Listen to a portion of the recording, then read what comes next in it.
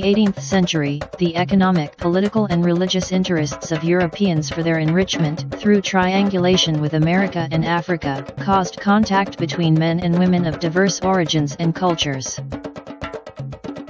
Forced migrations, a consequence of the transatlantic human trade, established a system of enslavement for Africans who, torn from their land, arrived in Montevideo, where they remained as slaves or were sold to other regions of America.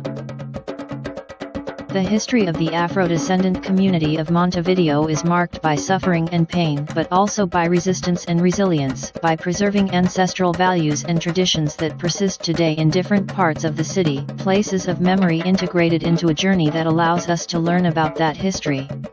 The port of Montevideo and its surroundings were the economic and global center for the development of the transatlantic trade.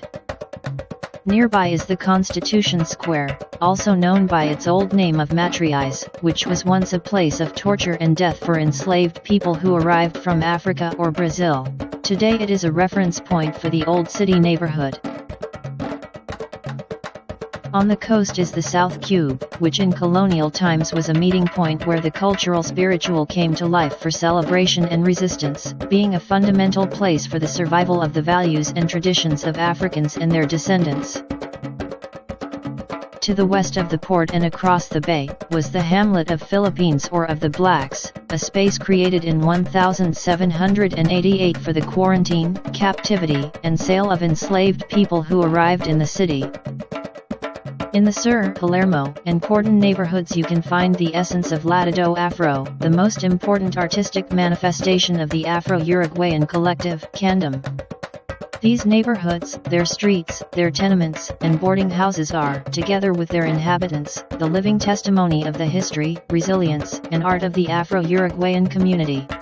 On the way along the Wilson Promenade between the Park Rodó and Punta Carretas neighborhoods, the Nelson Mandela Park reminds us of this leader and reaffirms the awareness of an anti-racist society.